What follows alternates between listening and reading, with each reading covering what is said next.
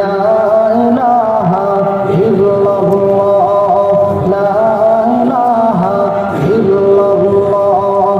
প্রাণ খুলে সবাই বলি লা ইলাহা ইল্লাল্লাহ। বহু দূরে মদিনা আমরা কেমনে যাব জানি না, দয়া করো দয়াল আল্লাহ, দয়া করো দয়াল আল্লাহ, পুরাও মনের বাসনা। লা ইলাহা ইল্লাল্লাহ, লা ইলাহা ইল্লাল্লাহ, লা ইলাহা ইল্লাল্লাহ। রিকশা চলে না চালক ছাড়া, নৌকা চলে না মাঝি ছাড়া, মুমিন চলে না জিকির ছাড়া, দুনিয়া চলে না আল্লাহ ছাড়া। লা ইলাহা ইল্লাল্লাহ, লা ইলাহা ইল্লাল্লাহ। আওয়াজ দিয়ে লা ইলাহা ইল্লাল্লাহ, লা ইলাহা ইল্লাল্লাহ। এই কালিমা মানবে যারা, কাজে লাগবে মরণ বেলা। ঠিক না ঠিক? এই কালিমা যারা মানবে তাদেরই মরণ বেলায় কাজে আসবে। ঠিক না ঠিক? এই কালিমা মানবে যারা, কাজে লাগবে মরণ বেলা। এই কালিমার প্রেম থাকিলে, এই কালিমার প্রেম থাকিলে কবর হবে উজালা।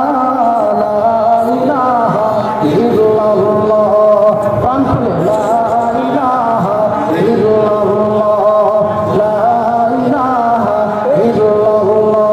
বহু দূরে মদিনা আমরা কেমনে যাব জানি না। সকলে যাওয়ার নিয়ত আছে না? আমাদের যাওয়ার নিয়ত আছে না? ইনশাআল্লাহ আল্লাহ পাক রব্বুল আলামিন যেন আমাদের সকলকেই মদিনার যাওয়ার তৌফিক দান করুন। সকলে বলে আমিন। বহু দূরে মদিনা, বলেন সবাই, বহু দূরে মদিনা আমরা কেমনে যাব জানি না, দয়া করো দয়াল আল্লাহ, দয়া করো দয়াল আল্লাহ, পুরাও মনের বাসনা। লা ইলাহা ইল্লাল্লাহ, লা ইলাহা ইল্লাল্লাহ।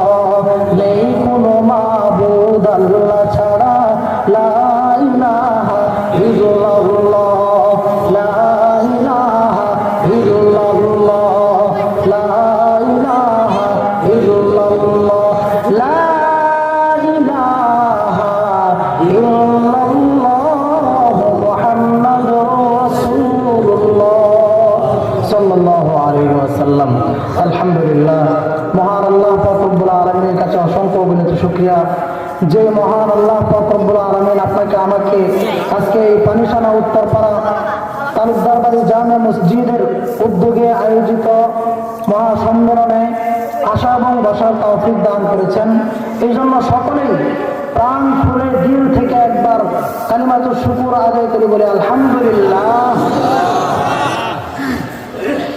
এতগুলা মানুষ আওয়াজ হয় নাই, আবারও বলে আলহামদুলিল্লাহ।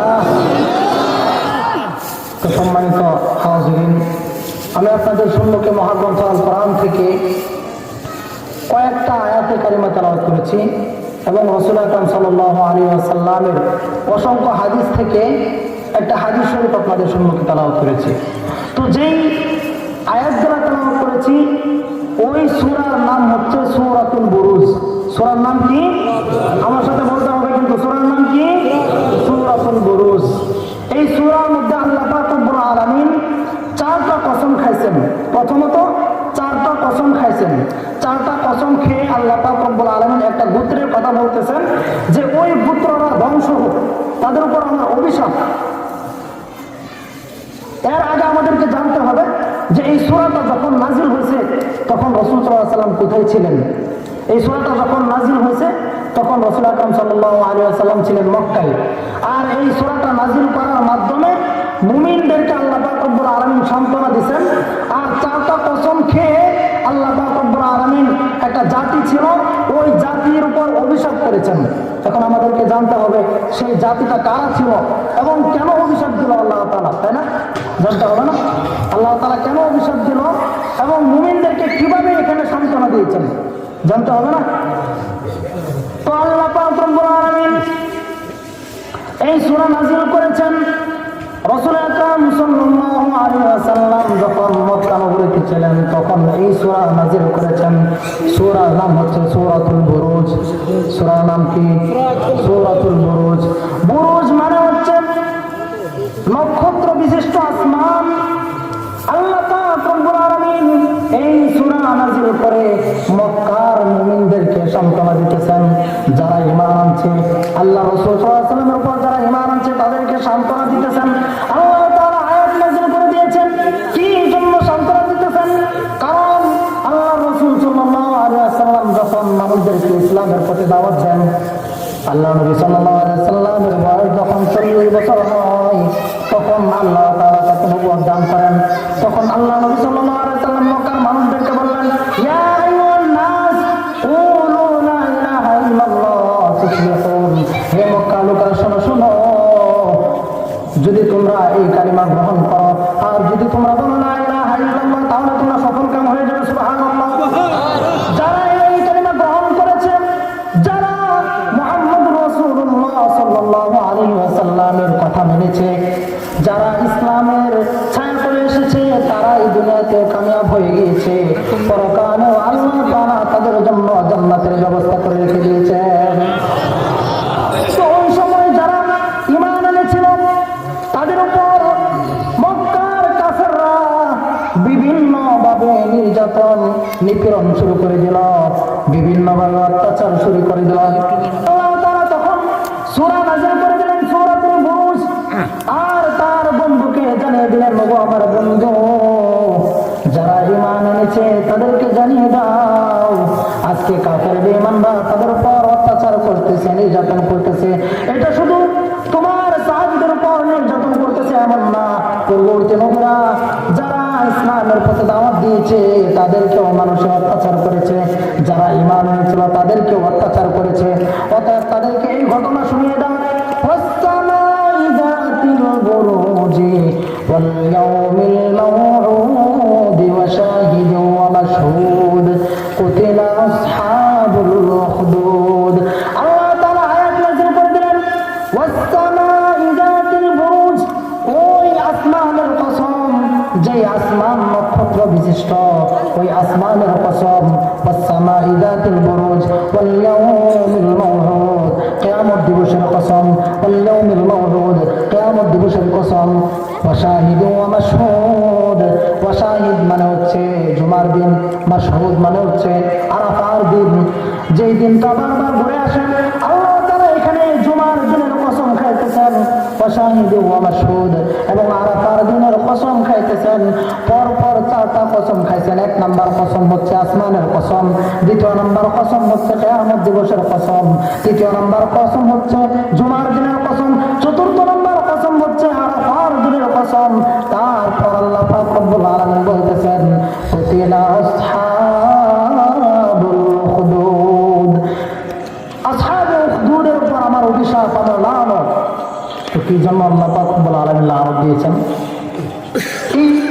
এই ঘটনা বলার দ্বারা মুমিনদেরকে কিভাবে সান্ত্বনা দিতেছেন দেখেন।